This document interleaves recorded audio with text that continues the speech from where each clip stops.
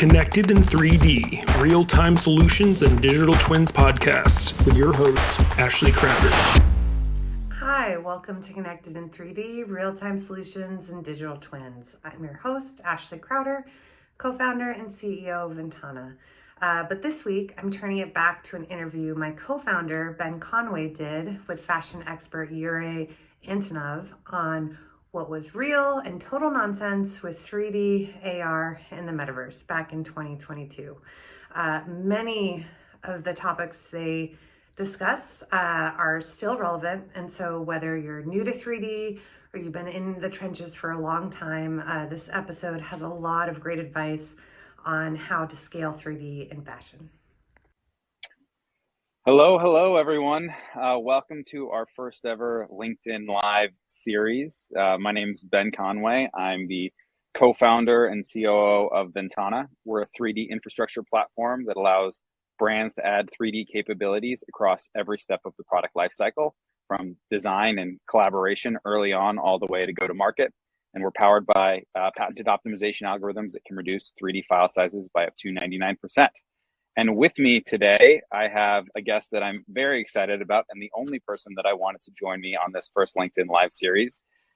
You may know him from his posts on LinkedIn, some of his more controversial posts on LinkedIn about the state of various metaverse, Web3, digital fashion technologies. He's always got a hot take. I've got Yury Antonov. So I'll do a brief intro on Yury and his background and why he's qualified to be making the statements that he's making. So Yury started with Boeing, then moved on to Airbus and Dassault Systems, a long background in 3D.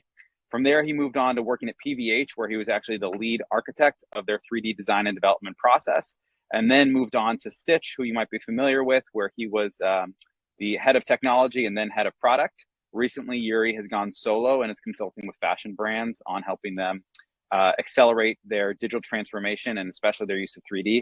And he's going by the name Geekbeard there. So Yury, welcome to the first LinkedIn Live with us.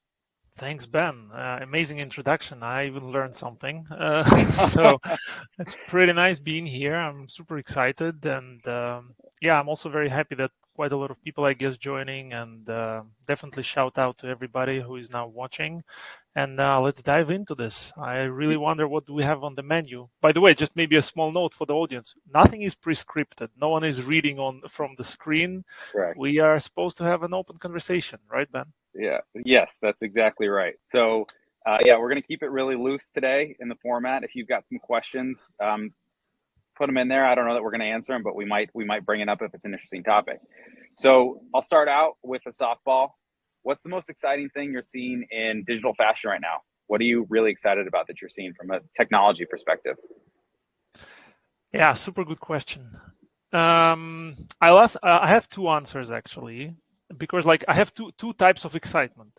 One excitement is purely like the kids' excitement, like, oh my God, the ice cream truck, there's something shiny like that. So I have that type of excitement where there's a lot of that excitement right now. But so I have that too. I actually have that too. Even if my LinkedIn posts don't say this, I have those things. Okay. And another excitement is a bit more practical, like, ice cream truck, but actually I have to do something really practical and see something really valuable. So the two answers I would give to this is that I'll start with the practical one. And I'm a little biased here, but from the beginning of this year, when I went solo, I got to work more with a friend, ex-colleague, Dominic, and we started looking into the other side of fashion, where the manufacturing side. And I got really actually excited to see how many potential and how many actually inefficiencies there are on the side of production of anything in fashion. And it really kind of opened up my eyes, and it made me really excited to connect with other people who are like-minded in a way. And thanks again to Dominic and a couple of other people, I got exposed to this world, and that is something that excites me from the practical standpoint. Like, what can the technology do for manufacturing today?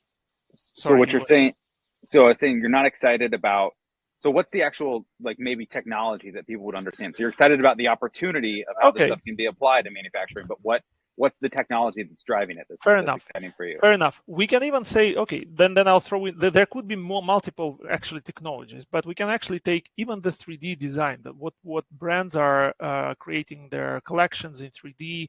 Like for now, I think we're not yet, well, not to think, it's pretty true. We don't yet use it to full potential towards our vendors. I think there's way more to be done and way more to achieve on that side.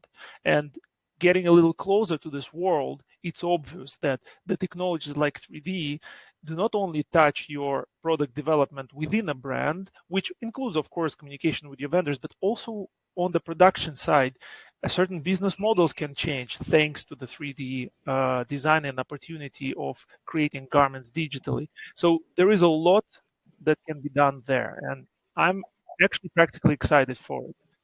So if that answers the practical one, I'll quickly throw in. Sorry. Yeah, I got a quick question for that on there. So like on the manufacturing side, because I think this is probably a question, because a lot of when brands are looking at 3D right now, sometimes you'll talk to people and they're like, we're just doing 3D for looks. Like they're straight up doing it to get something that they can generate a render that will help them with selling or help them get a better idea earlier on in the process. How many brands are you seeing are actually able to generate tech packs of a sufficient quality that manufacturers are able to like, they're fully digital end to end. They're like, cool, I created this in V-Stitcher or Clo, it's gotten approved, then it's gone all the way to the manufacturer. Look at this, it fits perfectly. How much of that are we seeing? You are like right on the dot, like seriously, like this is really one of the amazing opportunities, which I personally, and I'm open to be corrected, and if anybody knows more, please reach out. I actually, because the subject is so interesting to me and my colleagues, we would really love to know, but I have not seen this in such a state where 3D goes to manufacturing one-on-one, like basically tech pack is out and it's amazing and it's all full, and on the floor at the factory they're like, oh yeah, it's all clear, no questions asked. That I have not yet seen, but yeah, very, very open for hearing about some cases where this actually works. Do you think how long before you think we're gonna see that? I think that actually depends on the focus and all the money flowing around and all the effort that's been put into different topics these days. But in my personal experience with any problem, everything can be solved. It's just like, sweat, time, effort, probably some money here and there, sprinkle it around a little bit. All right, that makes sense. But give me a date. Everyone on the line saying, when are we going to start seeing that? Are we going to see it at the end of 2023? Is it going to be 2024, 2025? We've got a 10-year horizon in the metaverse, right? We got when are we just going to actually use V-Stitcher and Clo to its full potential? Or well, since I'm per se not a brand, right? So I cannot really tell you that I can change my brand by the end of 2022, and you will see first example. But definitely there are people and companies working in that direction. So I would expect that, I would say within the 2023, we should definitely see first results of this world improving, because there are more solutions coming up, as I see, more brains joining the game. So I think we will start seeing in 2023 some of that pipeline of from 3D to manufacturing in most efficient way. We will see improvement there. Okay. Now let's jump to the ice cream. The ice cream. Yes. Okay. This makes this excitement for me is very personal. It makes maybe no sense right now for fashion, but I think there will be an overlap at some point, and it will challenge our perspective. It's actually it's not Web3. It's not metaverse. It's actually the AI art. All these DALL-E, diffusion models, everything that Mid-Journey, all of these things that came up right now, and you see on LinkedIn people posting like even garments created by like Mid-Journey, for example. And for those who maybe don't know that, to be honest, just Google Mid-Journey, see what's happening. Pretty exciting. For now, people treat it more as entertainment. But what's interesting about it is that it challenges our perspective on the design process, right? And I'm not the person who should ever judge or challenge the brain and creativity of a real world, real life designer, right? But there is like a new player entering the game, the AI, the machine learning models, which were created a compiled from millions of pictures which can now generate you a certain idea. I do not know, and I do not have in my head a straightforward like business case or something. And some people say, oh yeah, but that's clear, like AI will generate a garment and we will do it and it will be sold. For now, it's, I think, can sell only because it's kind of a cool thing. But will it ever become like a mass production? Will there ever be an AI-driven fashion brand? Yeah. Well, I can promise you that someone will claim they are an AI-driven fashion brand within the next 6 months. You don't have to promise. That's already happening. I've already seen the first vodka in the metaverse. So yeah, I think that it will be happening. I think my thought, what'll be interesting is kind of like to see, does it expedite the process? Is there a thought process with maybe gathering up ideas that AI wouldn't have thought to put together? So you've got these various creative inputs that then help you iterate, and then you can kind of go from there. Seems like it's pretty accessible to do some of that stuff for someone who's a little bit savvy, no? Yeah, indeed. Like with Midjourney, for example, I believe it's accessible to a very wide group of people. What I saw a couple of times, I would love to attribute it to the person who wrote it, but unfortunately I don't remember the name. Someone said that AI today, like there are different AIs, there are also writing AI. There are AI which can write you a text, like a piece of, like a paragraph of a novel. I mean, maybe it will not make all the sense in the world, but it gives it a bit of a spin. And people said like, oh, there are AIs which help with a writer's block. Like when a person is like, yeah, I'm thinking I need like a twist or a spin and I'm stuck. And that may be something that can help. And I don't know if that problem exists. I'm not a designer. Real designers and fashion brands should correct me or let me know. I would love to learn more about it. But maybe in some design processes, there is a hard time to come up with a new idea, maybe, right? Yeah. Or go some wild direction outside of the box. Maybe that would be a use case. But that's why it excites me, because I think the technology is powerful, very powerful.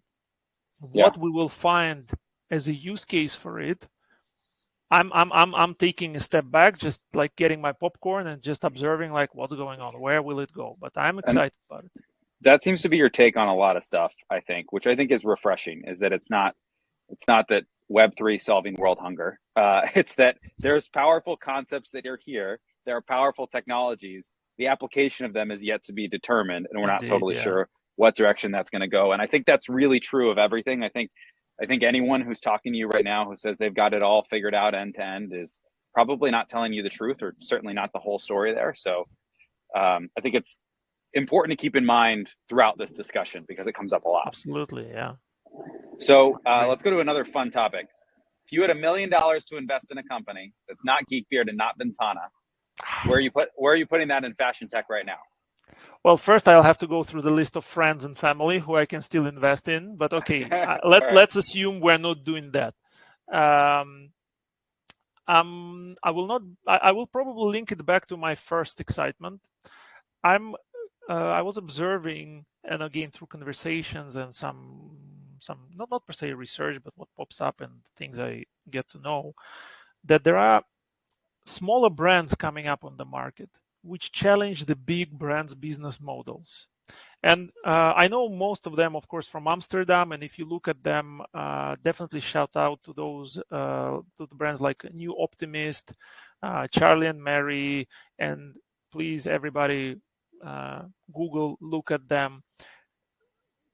They even say, like I think if you go to the Charlie and Mary website, they in their story they say the world doesn't need more fashion brands, but why did we create ours?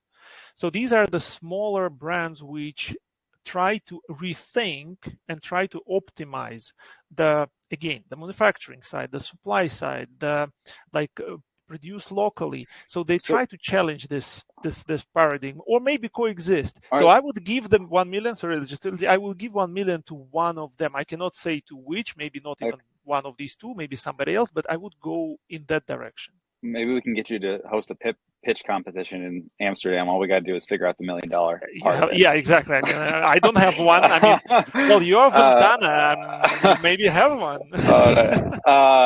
So yeah, maybe 1 year we'll be sponsoring that. So, but diving deeper into that, are the brands building tech themselves? So are they using tech as an underlying platform to build a brand and have an outsized competitive advantage, or are they leveraging existing technologies together to create something new? Yes, the second, I believe. I'm not per se 100% sure if they're not like creating something small application here and there, but from what I like about those stories is that people don't jump on a certain technology just because it exists. They actually take a couple of steps back and they think like, okay, well, fashion business, fashion brand, fashion culture, everything. Like, how do we do it today? What are the problems? How can we, from the first steps, rebuild it or have a smaller scale and try to avoid the problems we have today, the waste, the overproduction, well, which is a waste essentially, the logistical cost, all the impact on the environment. And they tried, it is a small scale. It's of course not comparable for any massive established brands, but I think talking to them or learning from them, there is a lot that other bigger brands can maybe adopt and can actually, that might lead to some changes. Okay. So I don't think it wouldn't be a webcast even. That's like a super old word. It wouldn't be It's fine. We live are stream. we are Web 1 here, Ben. We are Web 1. We're yeah, we're Web 1. Yeah, coming from the Web 2 platform of LinkedIn. Um, it wouldn't be a 2022 live stream if we didn't bring up the metaverse. So my question for you on this is, how much good or bad has the resurgence of the term, and I have to say resurgence because if I don't say resurgence, everyone's going to be like, metaverse has been talked about since 1985 and not whatever. How much good or bad do you think it's actually done towards furthering actual adoption of real technologies that can make an impact in fashion right now? I think it's not about good and bad. I think it's more like the focus. And I need to host a TED talk, I think, on this, because sometimes I talk to myself about that subject and I get very excited about it. But my point is that I think that fashion, generally speaking, and I don't want to offend anybody, it's coming from the good heart. It's a very vain industry, right? And generally fashion, like if we think of it like catwalks and everything, and the identity through your visual representation, the quality, like you want to buy good things, wonderful things, good looking things, etc., shiny things. So fashion has this, like fashion is prone to run after a next shiny thing before finishing something that they've started. And with metaverse, I don't like, we can also talk for hours trying to define what is the metaverse, and I'll be arguing and everybody will be arguing, but that's not my point. My point is like, it's fine. There's some new ideas, new concepts being in play. People are like experimenting, doing something wonderful. But I see that sometimes brands and fashion, they see this shiny thing again and they're like, let's run. And metaverse is very much linked today to the 3D, right? Like in most cases, like the 3D, we're not done with 3D yet. We have not yet finished and solved anything there. And to me, the analogy, I've been talking a couple of days ago with Hugh Clark, a great guy, by the way. Shout out Hugh if you are listening. And I gave him this metaphor saying that to me, it's like, adoption of 3D, it's like a group of people decided to build a house and they started building a house. They laid out foundations, started on the walls, like etc. So like a lot of work, it's serious work, but at some point they got very tired and like, oh, it's difficult. Yeah, it is difficult. I mean, and one of them is like, hey guys, but I know that actually houses goes really well with a pool and pool is fun. So they're like, oh, let's build a pool. And they dig the pool, they made the pool, and it's an amazing pool. It has like a water slides, the surfing wave. I mean, amazing. And everybody's in the pool. But the house is still like half built. So to me, this is it. Like, pool is the metaverse. It's amazing. It's great. And something amazing will come up in coming like years. I don't know when.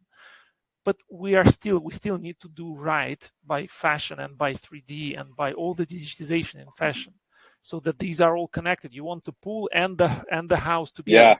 Yeah. I'm a little bit more team house.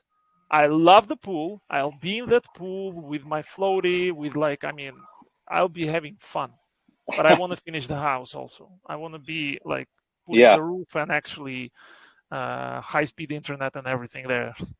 I think that's super accurate. I actually my conversation right before this was with our head of engineering, and he was asking me like, what are you seeing right now with the customer base? Because COVID hit, people who were already going digital were like, great, we made the right decision. We got to accelerate this. We got to go faster. And now we're kind of entering this new phase of things where people are reopening retail shops. Like there's all like it's going, some things are going back to more how they used to be. And I think there's a major concern of like, is everyone just going to stop because it's hard to build a house? Is everyone going to stop building houses? Is that what we're going to run into? Like how much damage is this going to do to the progress that's been made so far? It's hard. I mean, again, it's not that I myself like worry for this, but when I talk to people and to fashion brands and everybody, and I see the excitement about the metaverse, and I want to acknowledge it. I'm not trying to say, oh, metaverse is stupid, kids should play outside and we should not have virtual worlds. That's not my point. Absolutely. We're going to get to something awesome through years, but I won't bring the focus back. Like, let's like, we don't have endless resources. We don't have endless money as fashion brands. So let's figure out how do we do our experimentations with metaverse and what not, but also our current operations are struggling. And specifically like COVID, the horrible war we have, the whole world, like the world is a little bit on fire in general, and it affects the fashion brands. We have the tools, we have the ability to maybe reinvent ourselves a little bit and focus on that. But so it's the focus and effort. I think it's focus, effort, and education, because it's almost like sometimes that is true. My experience is like people are viewing a lot of these things as like they're mutually exclusive, which is not actually the case at all. It's a strong 3D foundation will accelerate everything else you want to do in metaverse. Or let's be real right now. Let's talk about gaming, because I think that's really it. I mean, it's like, should we just be? What do you think the attendance would be if I just said, hey, here, we're going to do the next LinkedIn Live is just going to be on fashion and gaming, because we've taken Roblox, we've taken Fortnite, we've taken whatever, which is really where everyone's at if we're talking about it. I mean, what is it? Decentraland has like 998 daily active users or monthly active users, something crazy like that. And not to knock, again, it's not knocking them, but it's like, all right, what's meaningful for a brand? Not that. So what do you think is going to happen with gaming and fashion? For that topic, I need a sip of water. Okay. Because I'm not trying to compliment myself, if it's a compliment, actually.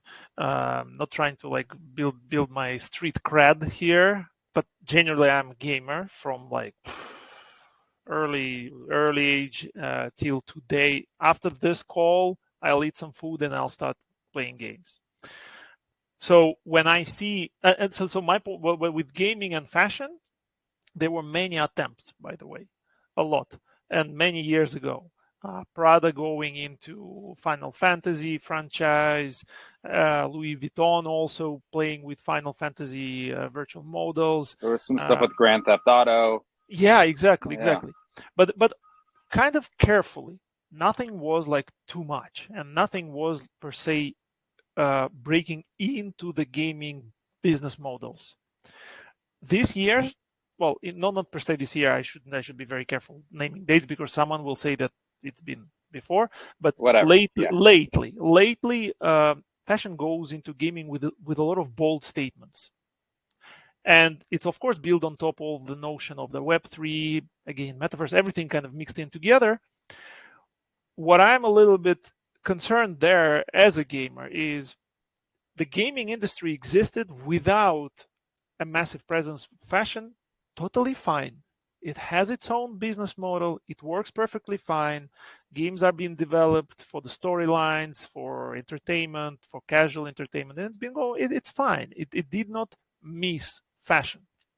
But fashion has a perspective that we have arrived.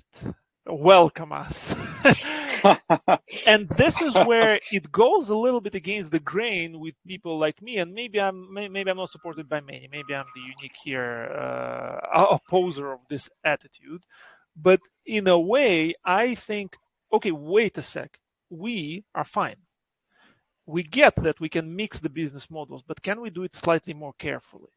Yeah. All the ideas of this pay to earn things that coming from Web 3 a little bit, they're a little bit too drastic, and they go like head first into the gaming industry. So again, as you already mentioned before, with this type of developments, I don't know what's going to happen. I think the certain merge will develop. Yeah, we probably will be able to dress in certain brands, but it will feel like how to do it in gaming right to not look like a cringy product placement, Right. because like games have their own stories. Not every game needs Right. brands in it. So I, I think something will come close, but I just encourage and I hope that lots of people will take careful steps, not trying to break the one or another industry, because they should exist without each other perfectly. And if they overlap somewhere, it's a very calculated choices. I think that's a super important point to make, because I don't know that many of the people making decisions or looking at this, they look and they see user base, they look and they see massive growth in these segments, and that's what's attractive to them, without actually understanding like who are the people that are gaming. I think that if you looked at a lot of people that are like into, it's been written on before, but something that kind of struck me that most people aren't aware of is that when we start getting into Web3 and crypto and blockchain and all of that, a lot of the people who don't like it are gamers. It feels like they're encroaching on something they've loved that is now really started to become so much more mainstream, and there's leagues and there's the ability for competition, and then there's also just better storytelling, better graphics, better immersion in what they love than ever before. And now there are these outside forces that are trying to, rather than grow the whole pie, it feels more like they're going to try and erode at something they like, rather than helping make what they love better, I would say. Yeah, yeah. That's a good observation. And what I observed also, like you said, like you don't per se like see or talk to the decision makers in the space. Neither did I. Well, I was around a couple of people before and maybe heard things, and the drive behind fashion to enter gaming, mainly to my personal understanding, and again, I would love to be corrected and educated on this, but to my personal understanding, it came first from the pretty much business development. Like that's a new channel, and I guarantee that I guess 90% of people now watching this, and I guess you, Ben, too, once through past years, we've sat through the presentation where there was a slide where it said, look at Fortnite. It generated something billions in selling of the skins. If only those skins were our products. I'm sure I've probably even presented that slide myself at some point. I actually did. I think we've all been there. I think it's exciting, but yeah, we all might be guilty of doing some of that. But that is just to finish this. That thinking, like, oh, Fortnite sells skins. Skin can be the style. Style will be sold. We'll get royalty. We get rich. That's I'm very sorry, and I again respect everyone's effort in this area. But I personally think it's a little bit of a shallow take on how these two industries can come together. Yeah, I think what Roblox is doing with user-generated content is super interesting, and there's a huge focus for them. And I think there could be some interesting things there, almost like influencer generated. It's like brand collaboration with an influencer that's like understands the space, understands the audience. That seems like an opportunity to me. Exactly, that's an interesting one. Okay, let's get into some more. We talked about dispelling the myths of 3D fashion. So Totally. we talked a little bit about kind of where we are in the adoption curve of 3D fashion. I want to talk a little bit about where are we on virtual try-on, because it's probably 6 times a week that I get a question about virtual try-on. Maybe it's footwear, maybe it's apparel. And like, let's get into, where are we at? What are the blockers for it? Because like, just to cut to the chase, we're not there. No. we're not that close to being there. And there's a lot of questions that need to be answered about it. But What are your thoughts there? It's first of all, funny you mentioned that, like, you are quite often being asked about, like, whatever, I guess, collaborations or partnerships, I don't know, from your Yeah. standpoint on virtual try-on, because at the early days of virtual try-ons, there were like not a lot of solutions, and that was an exciting thing to look at. And I had my doubts, I had my questions, but also some excitements. But then it exploded, literally exploded. Last year when I was on the Web Summit, fun conference, but mostly spend good time with people I know. But I had so many people writing me through this Web Summit. Web Summit is a conference in Portugal. I hope, if someone doesn't know, it's like a tech conference, one of the biggest, well, biggest in Europe. I think it also claims in the world, but whatever. But so many people were writing to me in this internal app, can we demo you our virtual try-on solution? At some point, I became actually intimidated already by that technology, because I thought, like, wait, there's so much diversity on these solutions that maybe I'm already don't know something. Maybe I'm missing something. But I can only now say some things that I bring from my previous experience from early days, where we were actually looking into and trying to work with some companies, and we're discussing some really difficult points of virtual try-on. And these are things like the soft body, right? Like, no, sorry, soft body. Like, let's maybe park this one. More like, what do you do? What do you use virtual try-on for? For me personally, I don't think sizing will ever be the case. It's definitely just the looks, but I'm a little bit. I think it really depends on the product. Maybe the shoes, the sneakers, you can see more or less like, okay, this looks good on me. But when we talk about certain fashion items, again, I see that a lot of effort and a lot of great brain power is poured into it. But I think there will always be a little bit of a challenge between the brands trying to really care for how their items are presented and look on a person. That's why they do these photo shoots, and they really meticulously try to figure out how to communicate the emotion, essentially, of the item, how to really sell it to the customer, how to make customer believe that you will be a different person in this item. And when virtual try-on app comes, then the stakes are really high. You really need to nail it. And I know that some apps and some solutions today are really doing great job, but it's like this kind of this chase. I don't know when we will reach the quality with it that will really like resonate with the real life feeling. I think your point of end use case is super critical. Like, is it for fun? Is it for higher engagement levels? Because you've tracked that when your product has higher engagement levels, you've got an understanding consumer and they're going to buy it. And that's part of it. Because there are brands that align with that. There are other brands where it's like fit is fit's important for everyone, but fit is super important with specific brands. And so that could be a problem. Is it going to be the true to size thing? I think to your point, there's a lot of problems to solve there. Is it going to be devices? Because that's the other thing. I've talked to people talking virtual try on that are like, come to our dressing room once in an actual retail store, strip down your skivvies. We're going to scan the body, and then you'll have that avatar, and then we'll be able to dress it as that avatar. And I think that I think there's a few problems here. Like, number one, most of the physics data for these fabrics isn't ever coming out of Clone Browseware. Like, these things live, or I say Clone Browseware, I should be Style 3D, Optitex, wherever you're designing. The physics isn't coming out of the 3D programs, so you're just left with a mesh. And then you've got the mesh deformation, and you're trying to get some more information about that. And there's we're working with a number of clients that are looking at trying to get some more of that information.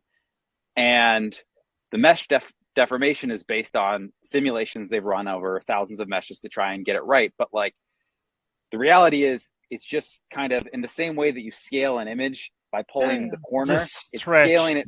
It just stretches it. There isn't really and there isn't that I've seen, there isn't a good answer to that problem that's using the real inputs that brands are putting into there. So to your point, I don't see a future for accurate virtual try on other than in entertainment purposes for quite some time in fashion. Yeah, unless there are two things you mentioned I really liked, and I would like to just add a little bit to this.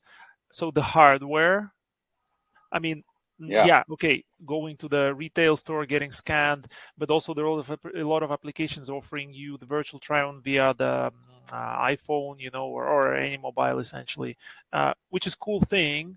But that's when you hit the tech limitations of the hardware limitations. So unless maybe hardware makes a leap, and suddenly actually you would be able to really like simulate the mesh, re-simulate the mesh, but there's a lot of things will have to come together. A lot. There's so much that has to come together, because we're putting light meshes into there. This is, maybe we can veer away, but you're putting optimized meshes into these programs because you've got a bandwidth constraint, which is separate from all of this. You've got to to bring in a really, really like, the original mesh that can be deformed now. You're going to be loading a larger files, problem for mobile. It's like, there's so many different barriers. So I just think it's important. Yeah, but I just think. Go ahead. Sorry. No. You finish your thought. That happens with me. I was saying, I think it's really important for people to understand the state of where we're at, because when the question's presented to me, it's presented as are you doing virtual try-on, as if like there's a bunch of options for them to choose from that are going to be exactly what they want. And I think there are some good things that are happening, especially with I think we'll get there in a better way. And I still don't know how accurate it's actually going to be from the fit perspective, but like maybe overlaying a 2D image, matching the lighting of a photograph. And so now it looks like you're wearing it and you're seeing some of that stuff. I still don't think it's really there, but there were some very cool solutions with actually the virtual try-on with it escapes me the name of the company. I'll say two names. No, I'm not gonna say, because I might mistakenly advertise someone who maybe is not doing it. But I saw examples for virtual try-on. I believe it was virtual try. Anyway, the close to body, like the underwear and things like this, where essentially in most cases of those products, you don't per se need the fabric simulation. If it's really close to body, stretchy, like, I don't know, like kind of a spandex thing or something, then there's technology that can actually plot it on your body and it will look very realistic. Those are pretty cool.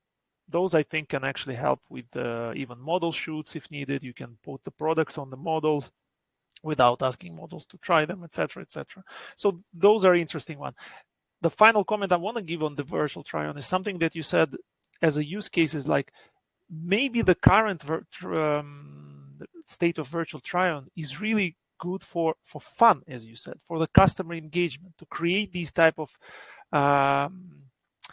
like experiences or cool things or projects, like one-off capsule introductions or something, like to not per se say, here, now rely on this app to make your final product choices and make the purchase, but rather than weave it into a marketing event of engaging with the customers. That, I think, actually is pretty good technology for that. Yeah, I think that's where Snap's betting. I think that's where Meta's betting. I think that's where a lot of the people with really smart engineers, as your host pointed out the other day regarding Zuckerberg's avatar photo, pointed out there are some super, super smart people that are working at these companies, regardless of what you think about the companies themselves. So let's talk about 3D, like scaling 3D fashion, and not just not PI apparel scaling 3D fashion, but what are and not just, I want to talk about the biggest barriers, but what do you think the true problems are right now from why aren't we seeing more of this stuff delivered? What are give me your top 3 biggest issues, and I'll give you my top 3 biggest issues that we're seeing in digital fashion right now. I'll say 3D fashion. I'll just give you one, actually. And I think people, it's back to the house and pool analogy and all of this. People, in many cases at fashion brands, do not acknowledge and do not do any type of self-reflection of how hard this change is, how hard adoption of 3D is. And I wrote about some posts there in the comments a couple of times that it is really, really hard.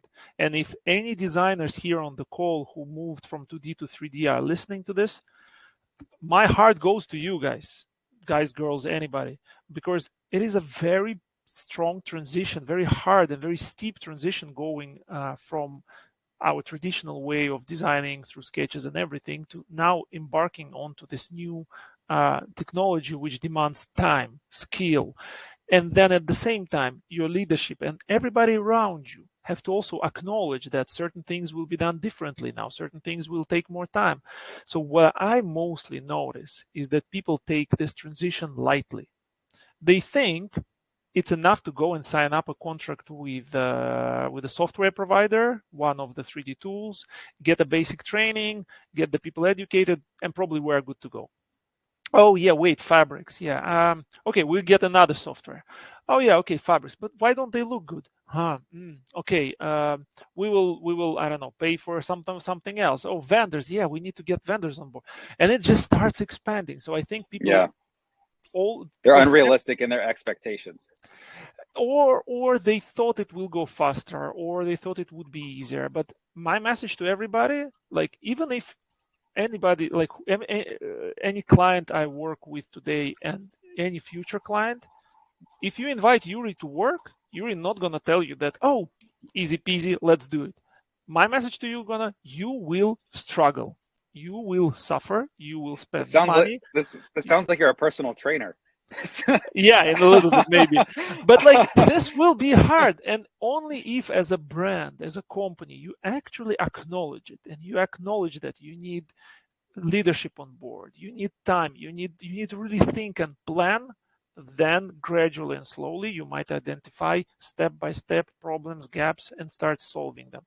If you're going into 3D saying like, oh, I got the licenses, I hired 2 3D designers, they're gonna do it, you are There's a check the box attitude. Yeah, check the box attitude of we've got the programs, we've got the see, I did what I was supposed to do for it. Well, I'll give you mine. I think that one of the biggest things that we encounter, because we're usually last mile of like trying to get someone's designed the product, it's been approved, now I want to go use it somewhere.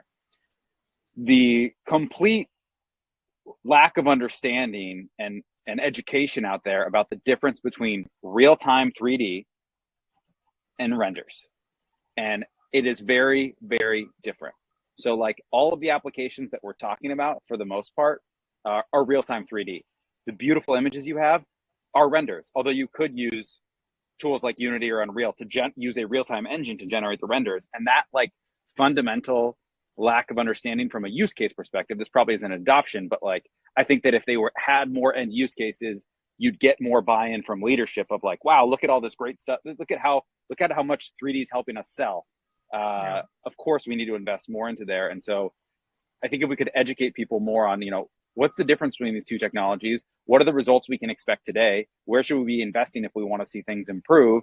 And back to your question on the materials side of thing is one of the biggest blockers. I talk about it all the time. Like if you don't do a good job of digitizing your materials early on and don't have a process for being able to edit those, you're going to create a bunch of beautiful renders and you're like, we're ready to take the next step. And they're like, great, go rework your entire material library because none of these are set up to be used in any of the other applications that you want to use them in.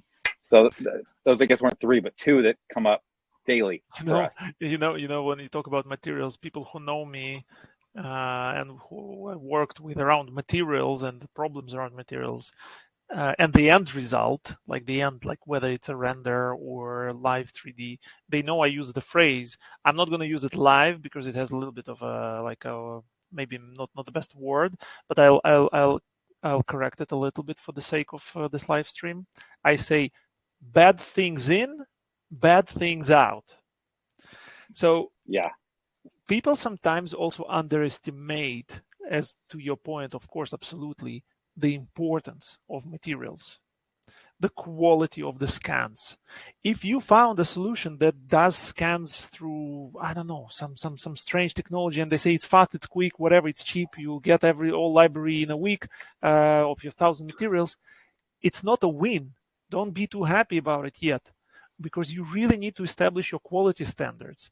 It's very important to see like what is the, like, you can scan a material, and materials are very different, wildly different. And some of the people like 3D designers we worked with, and I know when they go creative, I mean, they can use plethora of different types of materials.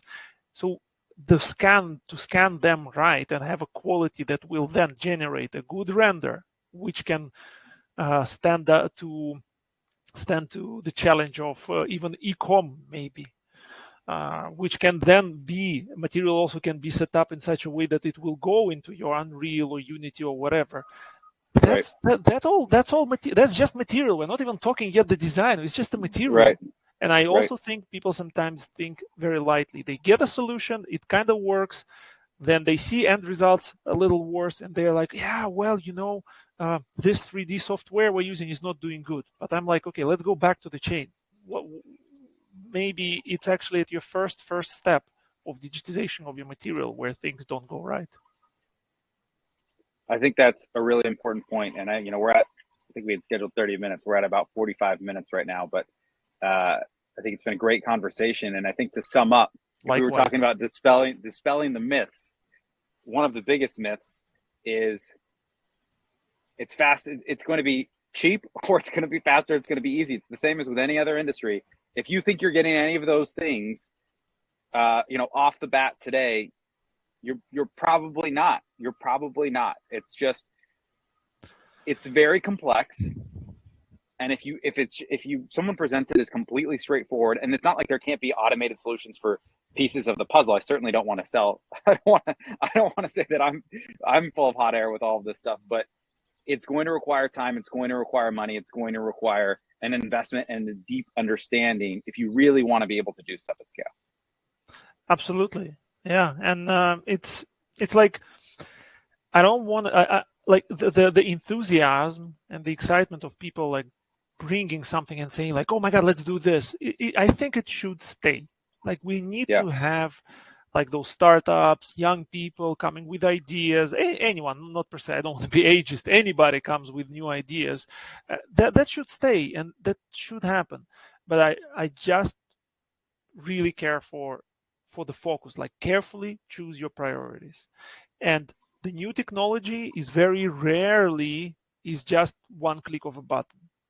And especially in the business models like fashion, where the timelines are very tight and there's a lot of things happening, a lot of like the multitude of seasons through the year. You are dependent on your offshore logistic partners, your manufacturing sites. There's a lot in play.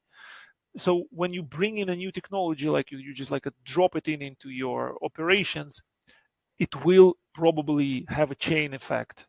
And even if today you dropped it in, tomorrow it looks okay, with time you will start noticing that actually it creates more like annoyance, friction, difficulties.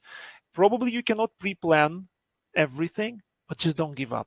Like keep your focus. And even if it gets harder, and even if you think, oh my God, we've burned so much money on this whole 3D, what are we doing? Let's just buy pencils and paper back. I mean, that was cheaper. Don't give up. Yes, the pool is waiting. The pool is waiting, cocktails are served, everything is there. It's waiting for you. The sun is shining, but you have to have your house. You have to sleep tonight somewhere. So keep doing it.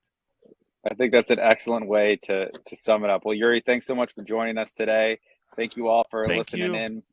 We'll be hosting these more regularly, and everyone have a wonderful rest of the week. Thanks. Yes, thanks, Ben. Thanks, everybody. Fun, everyone.